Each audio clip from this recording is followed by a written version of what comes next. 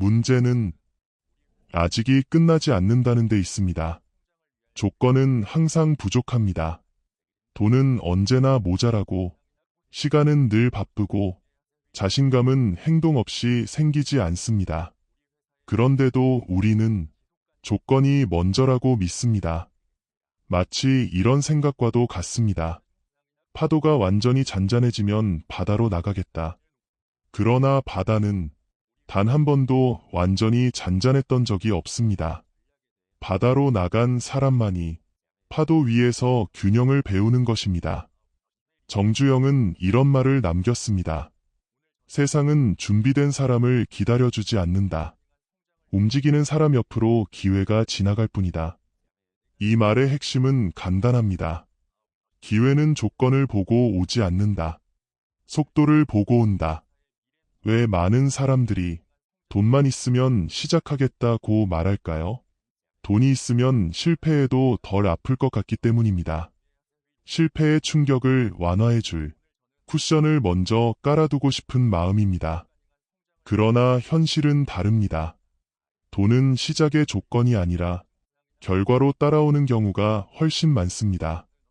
현대도 그랬고, 삼성도 그랬고, 이병철, 이건희 회장 역시 모든 조건을 갖춘 상태에서 큰 결정을 내린 적은 거의 없었습니다.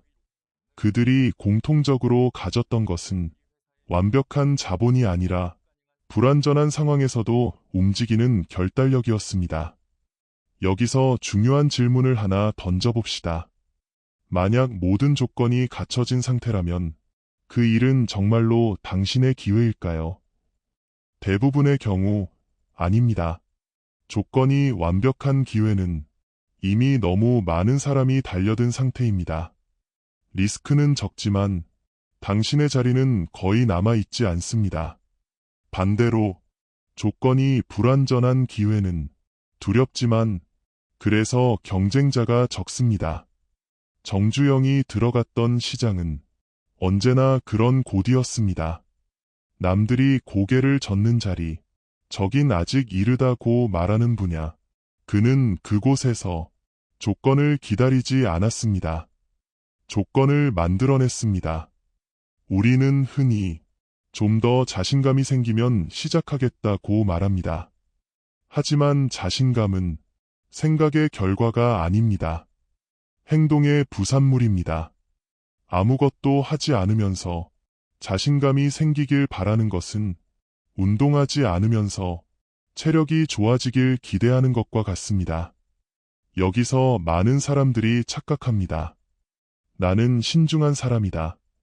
나는 함부로 움직이지 않는다. 하지만 신중함과 회피는 다릅니다. 신중함은 정보를 모은 뒤에도 결정을 내리는 태도이고, 회피는 정보를 모으는 척하며 결정을 미루는 습관입니다. 이 둘을 구분하지 못하면 인생은 아주 조용히 정체됩니다. 특히 중년 이후에는 이 정체가 더 위험합니다. 눈에 띄는 실패는 없지만 눈에 띄는 성장도 없기 때문입니다. 겉으로는 안정되어 보이지만 속에서는 서서히 말라갑니다. 이 지점에서 정주영의 사고방식은 우리에게 중요한 힌트를 줍니다. 그는 이렇게 생각했습니다. 완벽한 조건이란 없다. 다만 더 늦기 전에 움직일 시점만 있을 뿐이다. 시점은 기다리는 것이 아니라 판단하는 것입니다. 그리고 그 판단의 기준은 안전이 아니라 별표 방향 별표입니다. 이 선택이 내 인생을 앞으로 움직이게 하는가, 아니면 제자리에 묶어두는가, 그 기준 하나면 충분합니다. 지금 당신이 미루고 있는 그 일은 당신을 전진시키는 방향입니까? 아니면 단지 불편함을 피하기 위한 선택입니까? 이 질문은 조금 불편할 수 있습니다. 그러나 인생을 바꾸는 질문은 되게 불편합니다. 정주영은 늘 말했습니다. 사람은 실패해서 망하는 게 아니라 시도하지 않아서 늙는다. 이 말은 나이에 대한 이야기가 아닙니다. 태도에 대한 이야기입니다. 시도하지 않는 순간 사람은 나이를 먹기 시작합니다. 나이가 많아서 멈추는 것이 아니라 멈췄기 때문에 늙는 것입니다. 이제 여기서 한 가지를 분명히 하고 넘어가야 합니다. 당신이 기다리는 조건은 당신을 보호해주지 않는다. 오히려 당신을 묶어두고 있다. 다음 이야기에서는 왜 특히 똑똑하고 경험 많은 사람들이 더 쉽게 망설임에 빠지는지, 그리고 왜 지식이 많을수록 시작이 더 늦어지는지에 대해 깊이 파헤쳐 보겠습니다. 파트 4. 우리는 흔히 망설임을 감정의 문제라고 생각합니다. 두려워서, 불안해서, 확신이 없어서, 그래서 이렇게 말합니다. 지금은 마음의 준비가 안 됐다. 조금만 더 생각해 보겠다. 하지만 정주영의 관점에서 보면 망설임은 감정이 아니라 하나의 선택이었습니다. 아무것도 하지 않기로 한 선택, 움직이지 않기로 한 결정. 이 사실을 받아들이는 순간 인생을 바라보는 시선은 완전히 달라집니다. 사람들은 종종 이렇게 착각합니다. 나는 아직 결정하지 않았다. 그러나 현실은 다릅니다. 결정하지 않기로 이미 결정한 상태인 경우가 대부분입니다. 시간은 멈춰주지 않습니다. 아무것도 하지 않아도 시간은 흐르고 상황은 변합니다. 그리고 그 변화는 대부분 우리에게 유리하지 않습니다. 정주영은 이 점을 아주 냉정하게 보았습니다. 그는 말했습니다. 기다리는 동안 세상은 나 없이도 앞으로 간다. 이 문장은 중년 이후의 삶에 특히 무겁게 다가옵니다. 젊을 때는 조금 돌아가도 다시 시작할 수 있습니다. 그러나 시간이 쌓일수록 선택지는 점점 줄어듭니다. 그런데도 우리는 기다립니다. 더 좋은 조건을, 더 안전한 타이밍을. 문제는 그 타이밍이 대개 오지 않는다는 데 있습니다. 여기서 한 가지 아주 중요한 질문을 던져야 합니다. 내가 지금 하지 않는 이 선택은 과연 중립적인 상태인가? 아닙니다. 아무것도 하지 않는 상태는 결코 중립이 아닙니다. 그것은 현 상태를 유지하겠다는 선택이며 동시에 변화를 거부하겠다는 선언입니다. 정주영은 현 상태를 가장 위험한 상태로 보았습니다. 왜냐하면 현 상태는 서서히 썩기 시작하기 때문입니다. 겉으로는 멀쩡해 보이지만 안에서는 이미 균열이 진행됩니다. 특히 안정된 직장, 익숙한 일상, 예측 가능한 하루 속에서는 이 변화가 더 느리게 보입니다. 그래서 더 위험합니다. 사람은 눈에 보이는 위기보다 눈에 보이지 않는 정체 속에서 더 많이 무너집니다. 정주영의 인생을 다시 떠올려 봅시다. 그가 가장 두려워했던 것은 실패가 아니었습니다. 그가 가장 경계했던 것은 안주였습니다. 지금 이대로도 괜찮다는 생각이 사람을 가장 빠르게 늙게 만든다고 그는 믿었습니다. 이건 단순한 성공담이 아닙니다. 삶의 태도에 대한 이야기입니다. 우리 대부분은 큰 결정을 앞두고 이렇게 생각합니다. 지금 선택을 잘못하면 되돌릴 수 없을지도 몰라. 하지만 정주영의 생각은 정반대였습니다. 지금 선택하지 않으면 되돌릴 기회조차 사라진다. 이 차이는 결정적인 결과를 만듭니다. 망설임은 실패를 피하는 방법처럼 보이지만 사실은 성장의 가능성을 차단하는 선택입니다. 아무것도 하지 않으면 넘어지지는 않겠지만 앞으로도 가지 못합니다. 여기서 중요한 사실 하나를 분명히 짚고 가야 합니다. 인생의 대부분의 실패는 잘못된 선택이 아니라 선택 자체를 하지 않은 데서 시작된다. 이 말은 많은 중년의 후회를 설명해 줍니다. 그때 왜 안 해봤을까? 한 번이라도 시도해 볼 걸. 이 후회들은 실패의 기억이 아니라 미시도의 기억입니다. 정주영은 이런 후회를 가장 경계했습니다. 그래서 그는 늘 조금 빠르게 움직였습니다. 완벽하지 않아도, 충분하지 않아도 그는 알고 있었습니다.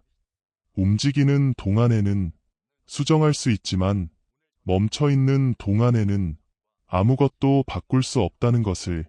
이 지점에서 우리는 선택의 기준을 다시 세워야 합니다. 이게 안전한가? 가 아니라 이게 나를 어디로 데려가는가? 이 질문 하나면 충분합니다. 지금 당신이 망설이고 있는 그 일은 당신을 어제와 같은 자리에 두고 있습니까? 아니면 조금이라도 앞으로 보내고 있습니까? 앞으로 가는 선택이라면 그것은 이미 충분히 가치가 있습니다. 완벽할 필요도 없고 확신이 가득할 필요도 없습니다. 정주영이 우리에게 남긴 메시지는 늘 단순했습니다. 생각은 길게 하지 말고 발은 멈추지 마라. 이 말은 오늘을 사는 우리에게도 그대로 적용됩니다.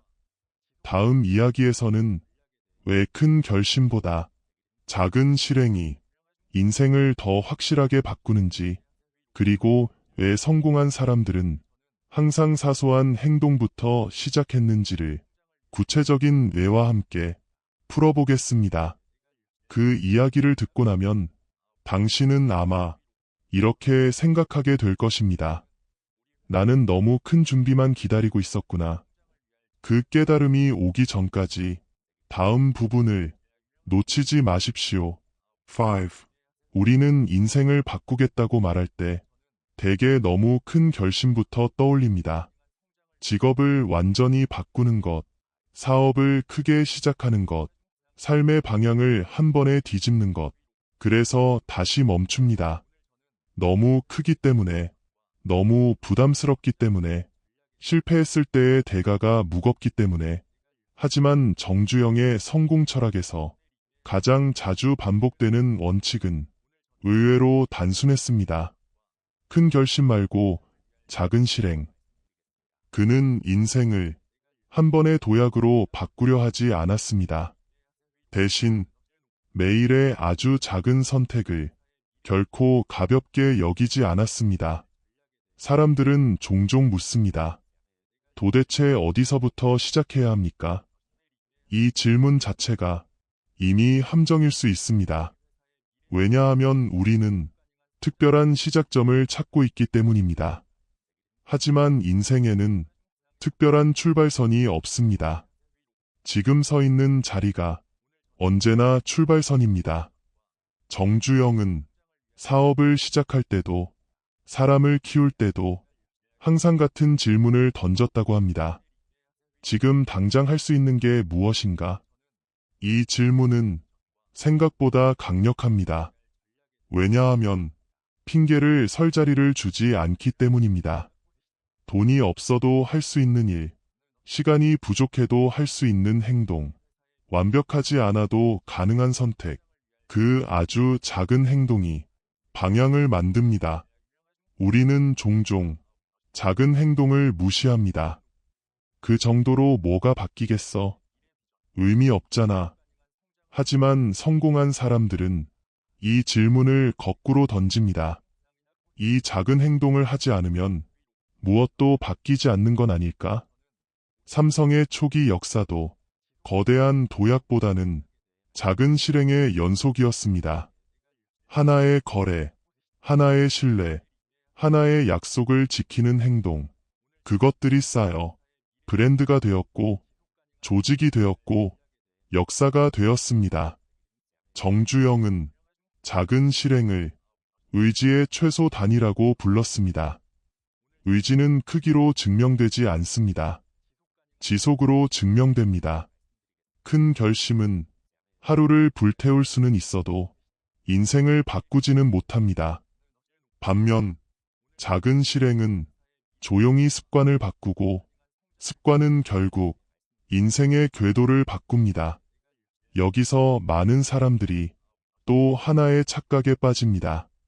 이건 너무 사소해서 지금 안 해도 된다.